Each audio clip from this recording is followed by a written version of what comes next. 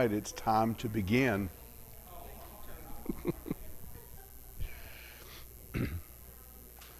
I hope you're all doing well tonight.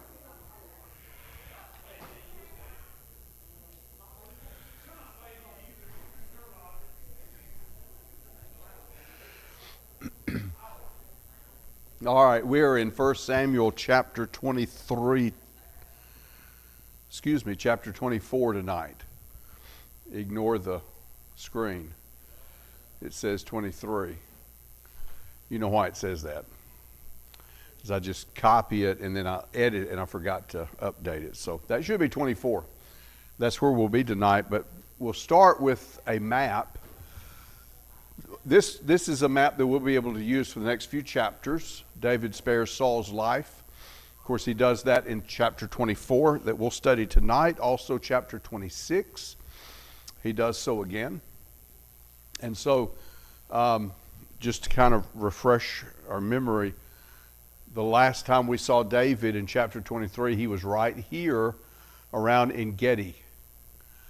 He had been around Ziph and Maon, the wilderness area here, running from Saul, hiding from Saul. And when he escaped from him the last time, he went to En-Gedi. Where did Saul go at the end of chapter 23? Do you remember?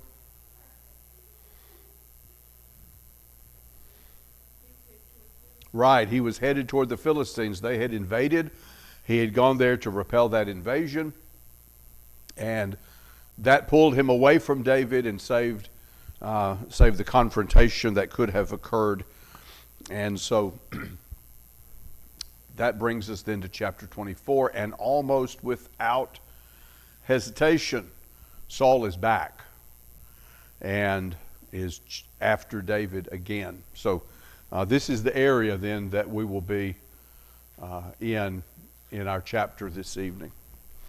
All right, I've entitled the chapter, This is the Day. There's about four passages, four verses, three different passages in the chapter that emphasize something about the day.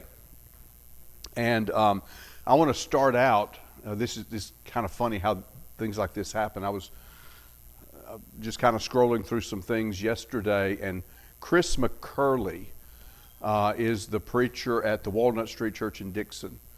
And he is suffering from some type of cancer. He's having to have regular treatments at Vanderbilt. So he drives from Dixon over to Vanderbilt, like in the morning. It comes back and goes back to his office. And he also does some podcasts, and sometimes he does just a real brief, like minute or so thing that he puts on. And this is what I had seen. And have you ever used the phrase, "This was a day"? Today, this was a day. And what you mean by that is it was stressful, it was really busy, or things didn't go well. And so he started off that way. He said, today, this was a day. And so he talked about going to Vanderbilt and getting his treatment and being treated really nicely by the doctors and nurses, and no traffic problems. He comes back home, has a nice lunch, meets with some people. And all through the day, everything goes well. He said, when I started off and said this was a day, you probably thought I meant that in a negative sense. And a lot of times that's what we say. But couldn't we do the same thing in a positive way? And look at all of the positive things that happen to us and all the good that we're able to accomplish, or things that are done for us that are good. And I thought that was a pretty good way to keep our mind, or help our mind focus on the fact that God blesses us, He cares for us, and good comes to us. Even in the midst of problems, even in the midst of difficulties, God still is good, and we need to recognize that. And so this is the day is a theme through this chapter. You'll hear it from David's men, those who are with him. You'll hear it from David himself, and you'll hear it from Saul. And each of them has a different perspective about this day that's recorded in chapter 24. So, chapter 24, David is still hiding, running from Saul. As we mentioned, Saul had gone to repel the Philistines. He's now back. In fact, we're not even told what happened with the Philistines. And it's simply as if that doesn't really matter. What really matters is what's going on between David and Saul. And so, as has been the case, Saul has some pretty good intelligence as they tell him that David is hiding in the wilderness of En-Gedi. And so he takes 3,000 of his choice soldiers and he goes after him. And so he comes to a place where there are sheepfolds and a cave. Now this is verse number 3. And Saul went into the cave. The New King James says to attend to his needs. Some of the newer translations say to relieve himself. The King James says to cover his feet. So that's what Saul was doing. Now, cover his feet is an idiom that has reference to what he's doing. Most of the older translations, like Matthew Henry and Barnes and all those type of commentaries, said most likely what he's doing is he's taking a nap. He's resting. In view of what happens in the chapter, that makes sense, doesn't it? Because you know what David does, and if Saul is not asleep, it would be hard for David to cut off the corner of his robe without him knowing it. So it's very likely that's what is the case. If he is taking a nap, he is getting relief, and so that would fit with what those translations are saying. But at any rate, he goes into the cave, and David and his men are hiding in that cave. They're in the furthest reaches of that cave. And now this is where the first time, this is the day. Let me go ahead and put this up. It's not what I wanted to do. There we go. Stop right there. The first time that the men of David say something about the day. Then the men of David said to him, "This is the day of which the Lord said to you, Behold, I will deliver your enemy into your hand, that you may do to him as it seems good to you." All right, so as far as David's men are concerned, this is the day that God has decided that you can take care of Saul. God has delivered him into your hand. I mean, he's here in this cave, he's asleep. All you have to do is go up there and kill him, and he's gone. So I've entitled this, "The Test in the Cave." And I think that's the way David looks at it. We'll see that from his comments in a few moments. So after that encouragement from his men, David goes and secretly cut off a corner of Saul's robe. And after it happened, David's heart troubled him. His conscience bothered him because he had done that. And then he goes back to his men and says, "God forbid that I should do this thing to my master, the Lord's anointed." Now mark those words because you'll hear those again. And that's significant as to the choice that David has made. He said, "The Lord forbid I should do this thing to my master, the Lord's anointed, to stretch out my hand against him, seeing that he is the anointed of the Lord." So David restrained his servants with these words and did not allow them to rise up against Saul. And that's when Saul gets up and goes on his way. Now, when it says that David restrained his men, the word behind that is a far, far more violent word. Literally, it says that David tore them up.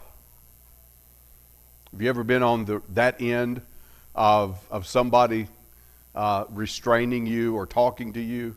I mean, they really let you have it.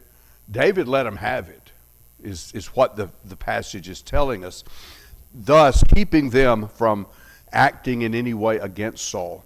And Saul gets up and goes his way. All right, second thing is the confrontation. So as Saul goes out of the cave, David lets him get a little ways out, and then David steps out of the cave. And I want you to listen to how he responds to Saul. This is verse 8. My Lord the king. And when Saul looked behind him, David stooped with his face to the earth and bowed down. Now, before we go any further, because beginning now there in verse 9, all the way down through verse number 15, you have David speaking to Saul. But what do you make of that first interaction between David and Saul? He refers to him, my Lord, the king, and he bows down with his face to the ground. What is David doing? Yes. He's giving him honor as the king, giving him the reverence that is due the king. Why? We just noticed that because he is the Lord's anointed. And what does the word anointed mean in that context? Yes, the chosen. This is the one God has chosen. Back in chapter 8, the people said, we want a king like the nations. God gave them Saul.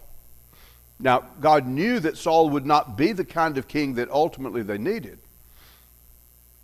He knew it was the kind of king they needed to learn the lesson that had to be learned. He knew that Saul would have frailties. He knew that Saul would make the mistakes he made. But God is the one who chose him. And as a result, David shows that respect, not because of Saul, but because of the position that he is in. And I don't think there's any question but that this is sincere and evidence of the heart of David. Now, beginning at verse number 9, as I said, down through verse number 15, David makes his argument to Saul that I am not a threat to you, and I have done nothing against you, and I've done nothing certainly to deserve you trying to kill me. And so let's look through those words. First of all, in verse number 9, David suggests it may not even be Saul's idea to begin with. Why do you listen to the words of men who say, indeed, David seeks you harm?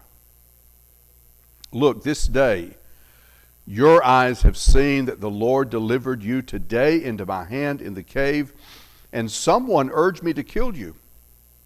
But my eye spared you, and I said, I will not stretch out my hand against my Lord, for he is the Lord's anointed. Now, here David uses that phrase, the day. Today, God delivered you into my hands. I had the opportunity to take your life, and I did not do it. That should mean something, is what David is saying. And it should show you that anything that you have heard or anything that you believe to the contrary simply is not true. Verse 11, notice again the reverent way he approaches him.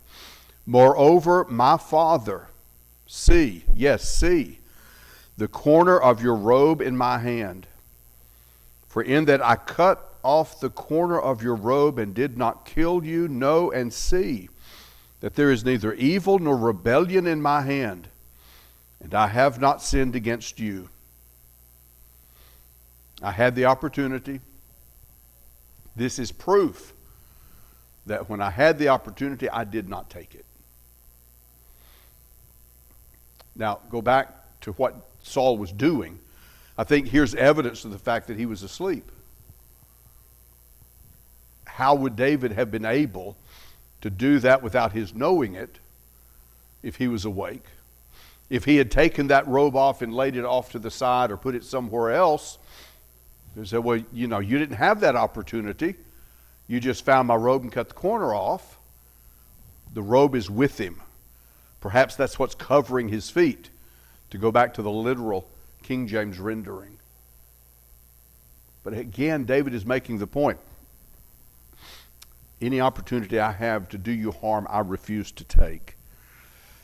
All right, and then the latter part of verse 11, yet you hunt my life to take it. In other words, you have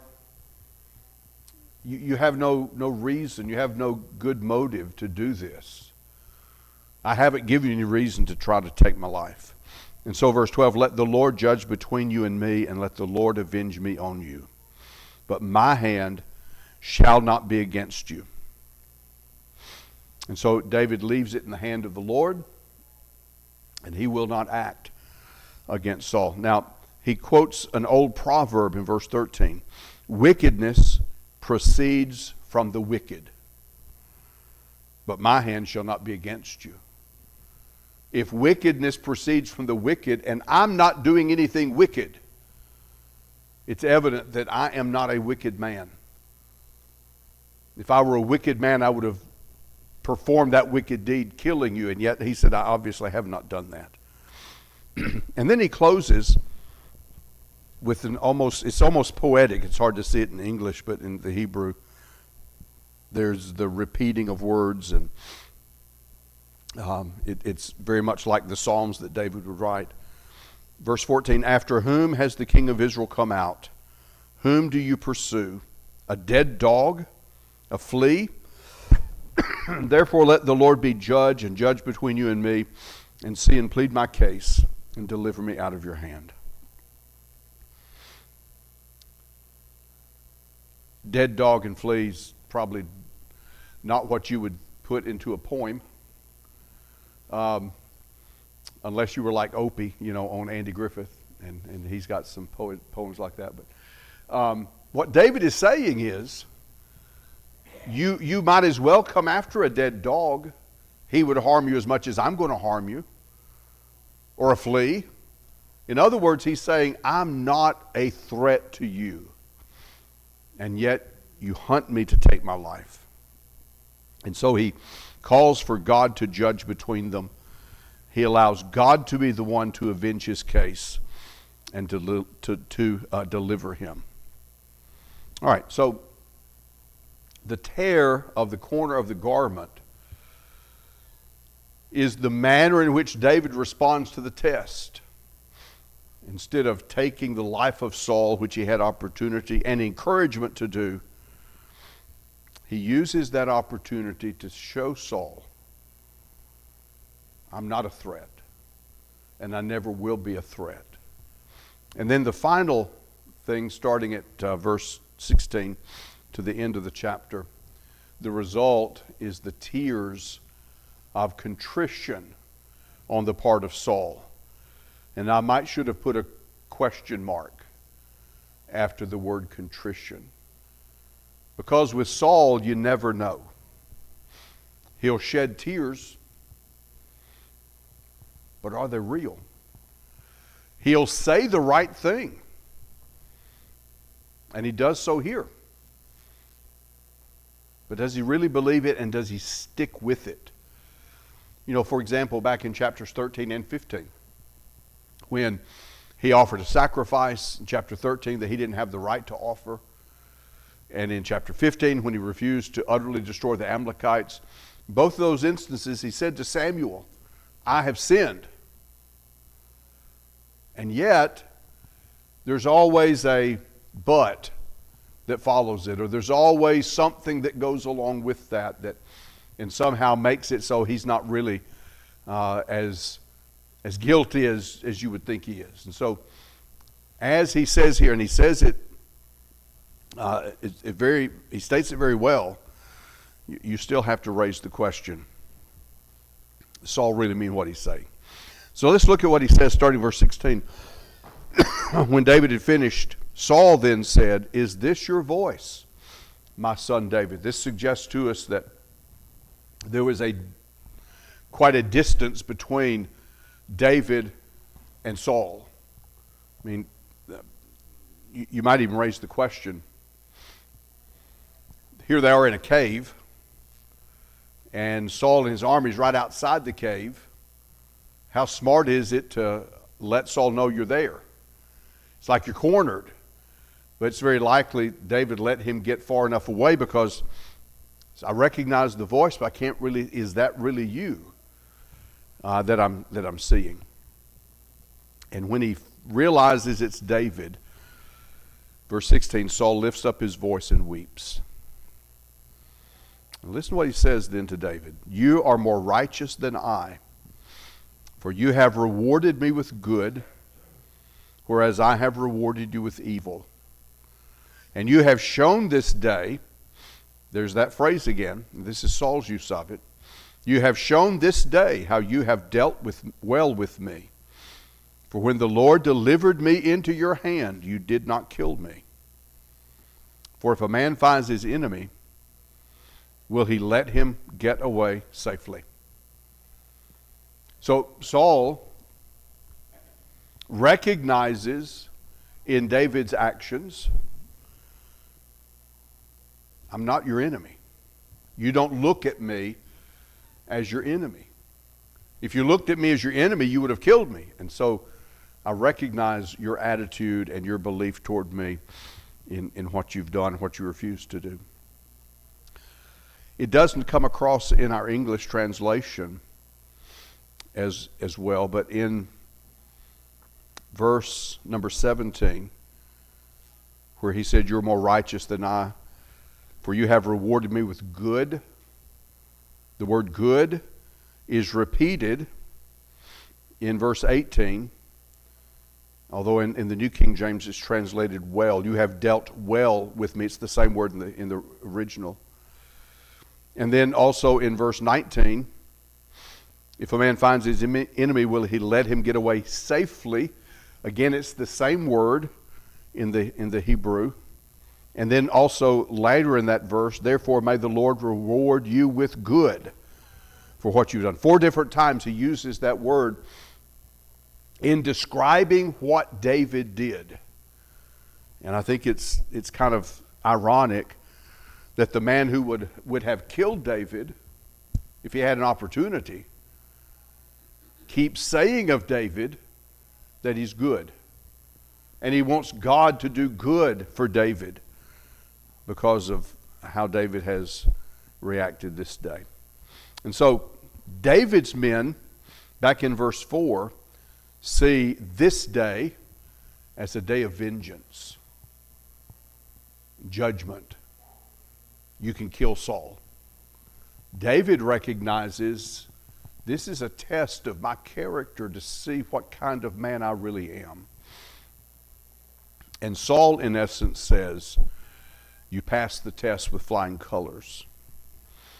All right, and so after, in essence, Saul says, I now realize, David, the kind of man you are and what you have done this day.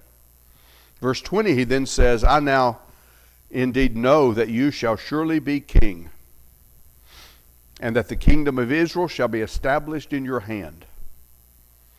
Now, therefore, swear now to me by the Lord that you will not cut off my descendants after me, and that you will not destroy my name from my father's house. So David swore to Saul. Saul went home, but David and his men went up to the stronghold. So, Saul lets you know what he has realized. David is going to be king. And he has a request. Don't kill all of my family when you become king. We've noted before this was a common practice. Any rival to the king would be killed, so they couldn't rival the throne. And Saul asked him, please, don't do that in relationship to my family. And as David agrees to that, he's really doing nothing more than reconfirming a covenant that he had already made with Jonathan. Because they had covenanted together that they would help each other, and that David would would care for Saul's family and Saul's descendants. Remember the name of the man that David specifically went to help him? Mephibosheth, yes. You remember what was wrong with him? He was lame in both feet because he was injured when he was a small child, and he had lived all of his life with that injury. And David, this is in 2 Samuel chapter 9, David calls him to him, and at first Mephibosheth is concerned. David lets him know that for Jonathan's sake, he's going to care for him. Calvin? About how many years in Saul's reign is this going on? You know, when you read all this, unless you just actually look at the scripture, it still sort of surprises me. I've read it a lot. He reigned 32 years. Mm-hmm. And it was early on that Samuel said, I would have established your kingdom forever, but you messed up. Mm-hmm. So he's known for how many years. Yeah. It's got to be in the back of his mind, I'm not keeping the kingdom. It's got to be in the back of his mind. Yeah, and I think it's evident that he knows that that's the case. And this, well, it has been evident that he knew that was the case. Here he says it out loud. I don't know that we're giving any indication as to how long this had been after, like the events of chapter 15, when Samuel said, the kingdom's be taken from you. I don't think there's any indication as to how long that's been. These stories or these accounts are picked out of the things that happened during that 32-year reign to show us the character of Saul, his downfall, David's rise, and ultimately how he becomes the king. David.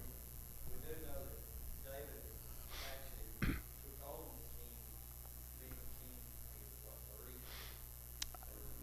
30? Yeah, I don't know. That may be right. Yeah. So, even though Saul might have been in there 30-something years, it was only probably the last 10, 15 years, David was part of Mm-hmm. Mm-hmm. So, less than half of his reign, which, you know, when you read it, it seems like pretty much all. Right. Right. But, I mean, if he reigned that long, David obviously wasn't old enough to, be part of, associated with Saul as king. Mm-hmm. Even, matter of fact, I guess, he actually caught Saul as king for whatever it was. Mm-hmm. If you look at Mm-hmm. years Yeah. Yeah, and so you could take some of those events and get some indication as to the length of time. For example, David was yet a youth when he fought Goliath.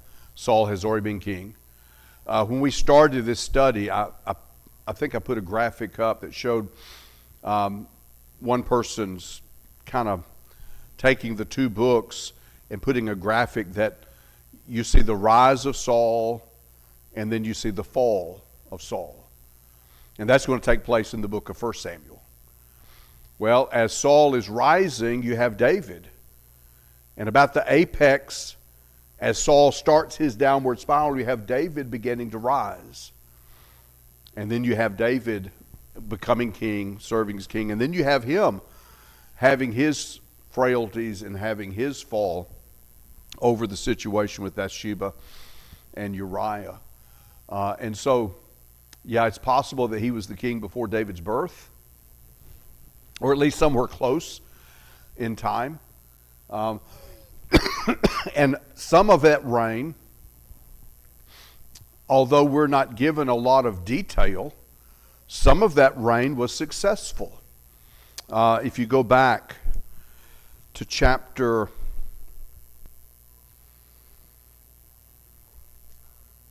was it 16? Chapter 14, verses 47 to 52. You have just a brief summary of some of the wars that Saul fought against the people of the nations. And and some of the success that he had in those. We're not given that information because that's not necessary to the point the author of the book of 1 Samuel or book of Samuel is making. Because what he's telling us is, here's the king the people wanted, and he's like the nations. And that's not the king the people needed. And here's the king God wanted to give. And here's the reason he is the king after God's own heart. And of course, in the entirety of that story, there's one other overriding lesson. And that is neither Saul nor David is the true king, but God himself is king, and he is coming as King of Kings and Lord of Lords, and that, of course, in the person of Jesus Christ. And so, knowing that Saul had some success in battle is really all you need to know. You don't have to know the particulars about it. And also recognize, as you go chapter by chapter throughout the book, these are not necessarily one upon the other. This happened and then immediately this happens. But these are events that took place during that period of time. Calvin? Is it safe to say all these things that Saul did wrong, he did not do them wrong ignorantly? Yeah, probably is. At least most of it. It's like when Samuel talked to him, like, man, what are you doing? Uh-huh. And it's like, you should have known better than to do this. Mhm. And he took it upon him. Now that here I'm rambling, but I'm losing my mind, and I want to get this out there while it's on my mind. Trying to make this applicable to us today. Mhm. Saul didn't have rules to go by and all this. He overstepped his bounds. Mhm. And to me, you know, as Christians and as followers of Christ and trying to do what the Lord's church wants to do, that is our example of what not to do. Don't do like Saul did. Yeah. And that's why we study this, right? Mm-hmm. Yeah. Okay, that's all I'm going to say. Any time you study the Bible, if you don't take something from it that affects the way you live, you didn't really study. You may have learned some facts, but you didn't really get what God intended, because he gave that book to help us live.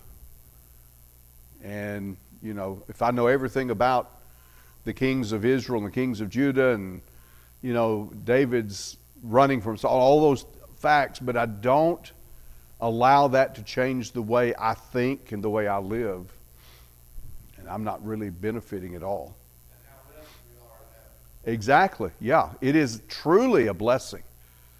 And you mentioned, you know, in the minds of some people, a bad word, rules, you know,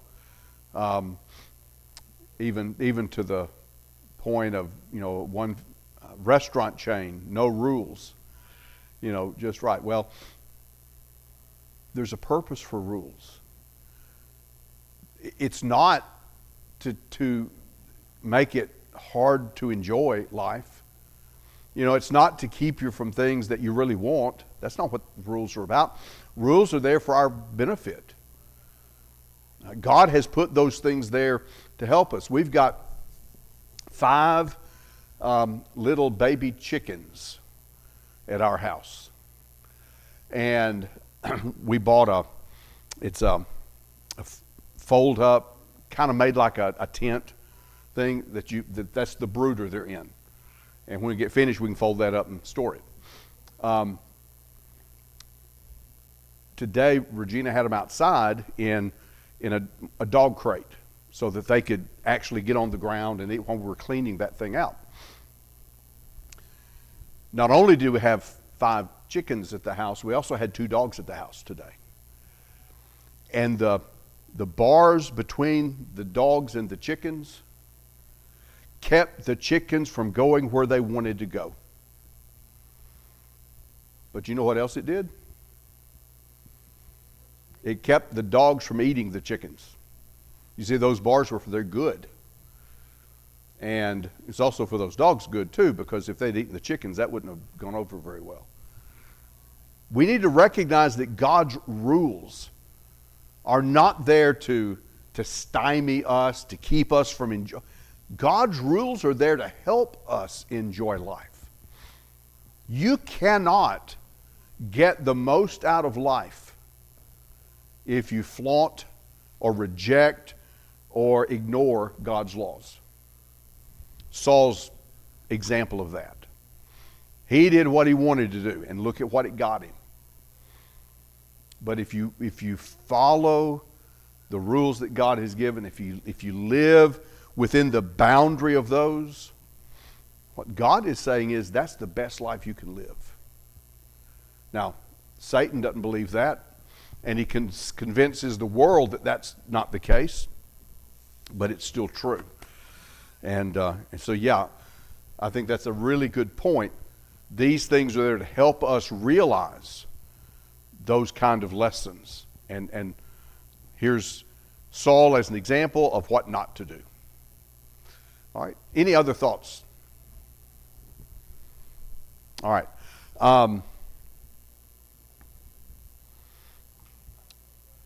So let's look at just a couple of things as you think of themes that come from the passage.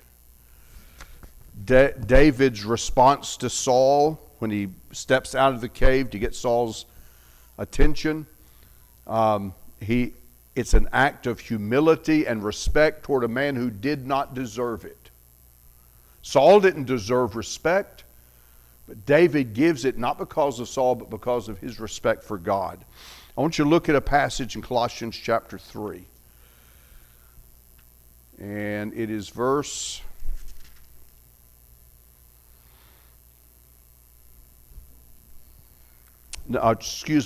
chapter 4, and it's verse number 6. You've probably read this passage before. Let your speech always be with grace, seasoned with salt, that you may know how you ought to answer each other. All right, so Paul says, watch your words. Watch the way you respond to each other. And let your language, let your words be guided by the principle of grace. Now, what is grace? Unmerited favor. Could you also say it's you receiving something you don't deserve? Do you deserve salvation? Is there any way that you could say to God, you owe me salvation? No. But through His grace, He makes it available and makes it possible. Now, apply that in the way we talk to each other. And, you know, here's somebody who may have done something that they shouldn't do. There's somebody who's treated you terribly. And by all rights, you can just tear into them. After all, they deserve that. So how do you respond? Let your speech be with grace. You don't respond that way. They don't deserve being treated nicely. That may be true. But you still respond that way. And that's what God is teaching us.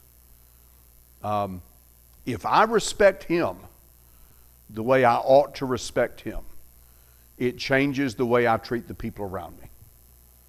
I'm not going to mistreat somebody, even if they've done wrong. Because I remember how God treated me. And though I didn't deserve it, He gave Jesus to die for me. And when we respond that way, it changes the culture, it changes the atmosphere. Because if you're here and I respond here, What's the natural inclination? I'll respond here, and it just escalates and gets worse and worse and worse. You remember what Solomon said about a soft answer? It turns away wrath. And so, David's obeisance, if you will, to Saul is a recognition of that principle, and it's one that we need to recognize. Mercy. We talked about grace. What about mercy? What does the word mercy mean?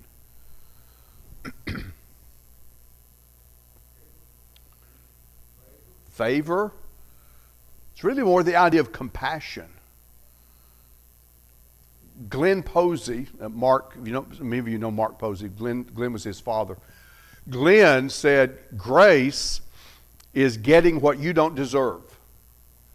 Mercy is not getting what you deserve. What do we deserve from God? Punishment. Mercy is we don't get that. That's the compassion, that's the care. And understand that mercy is not the same as weakness. The world would look at what David did, standing over Saul with a sword in his hand, and he cuts off the corner of his robe. The world will say that's weak. But God said that's strong. That's mercy acting for the best of that person. And so recognize that mercy is like meekness in the sense that it is strength under control. And then finally, think about the idea of vengeance. David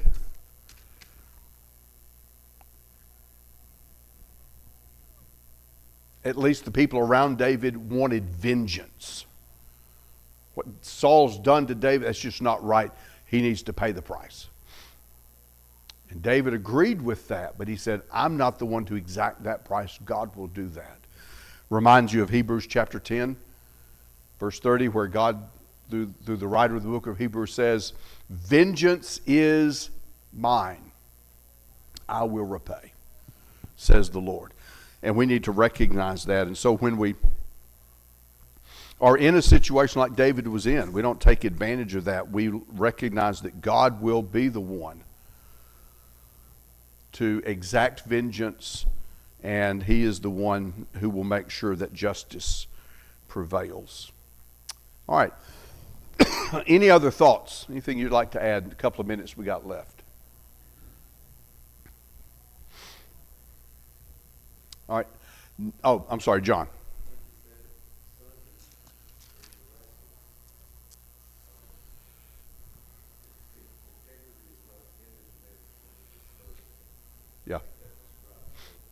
Yeah, because David's heart and motive was under control here, and he allowed God to control it. Now, he's not always going to live that way, but at this point, he's doing that. I was going to say next week, we'll look at chapter 25, and here David has an opportunity to kill somebody and takes advantage of it. And so it's the story of Nabal and Nabal's vineyard, and we'll see how that plays out. Then chapter 26, you have another confrontation with Saul where he has the opportunity to kill him, and he does not do so. So we'll kind of put those together as we look at it next week.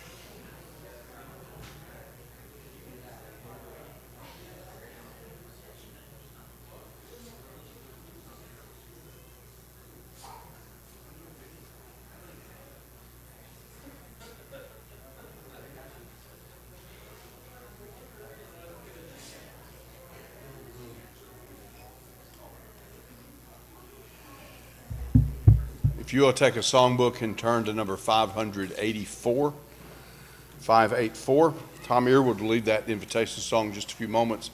Doug Gullion has our closing prayer at the end of service tonight. Let me add a couple of names to our sick list, actually more than a couple, but to the sick list that's in our bulletin. Don Dunaway's father, Malcolm Bumbelow, will be undergoing skin cancer surgery on April the 27th and the 28th. So she asked that we keep him in our prayers as he undergoes that. Also, a friend of the family was their eye doctor, Doug Mann. We had mentioned back a few months ago he went through a bout with cancer, was considered clear. His cancer has returned, and they are preparing him to go to MD Anderson in Houston. So they ask that we keep the Mann family in our prayers. Also, Carolyn Henson is at home not feeling well tonight. And Jonathan's dad, John Maxwell, will be undergoing hip replacement surgery tomorrow at Crestwood. I ask that we keep him in our prayers. Are there others that we need to add to the sick list tonight? All right, Kira. All right, so Dakota Glaze at home sick. All right, so keep him in your prayers as well. A couple of things we have coming up. April the 25th, that Saturday, is the fishing at the Childers. Starts at 2 o'clock in the afternoon. If you're planning to go and you have not signed up, there's a list on the youth bulletin board. Be sure and sign up before you leave tonight, if at all possible, so they'll know how many people are coming and can prepare for the meal. Also, remember the Indian Creek Chicken Plate Benefit on May the 9th. If you'd like a plate or multiple plates, let me know so that we can make sure those are prepared for you. Again, that's on Saturday, May the 9th. And in addition to that, as it relates to camp, I ask you please keep the efforts of camp in your prayers as we're beginning to get things ready for summer sessions. It will not be too long till our kids will be there and will be involved in camp. So keep that in your prayers. The song that's been selected, Tom, tell me again the name of it. Now tell me the name of it. I know whom I have believed. My mind went blank. I was thinking about that song and I thought, what is the name of it? I know whom I have believed. That's Paul's statement to Timothy. And it's a statement of confidence. It is a statement that says, I have no doubt in the one whom I believe. The book that I'm holding in my hands is a big book. There's a lot there. And a lot of people in our world say that that book is filled with contradictions. I love the way that Kyle Butt deals with that. Because Kyle says, give me the one most obvious contradiction. Because if I can deal with that one, I can probably deal with all of them. It's one thing to say, oh, the Bible's just filled with contradictions. Well, show me an example. Behind this book is the one who gave it. And with Paul, we can say, I know the one that I believe in. And as you spend time in this book and as you learn from it, you learn his character, you learn who God is and what he's like, the stronger that conviction can be. Tonight, as we sing this song, one of the things about God is that he loves us, he cares for us, and he wants us to be saved. And tonight, if you're not right with him, this is an opportunity to have brothers and sisters pray with you and for you. If you're not a Christian, it's an opportunity to become a child of God. If you need to respond tonight, won't you come right now while together we stand while we sing. I know not why God's wondrous grace to me he hath made known, nor my unworthy Christ in love redeemed me for his own. But I know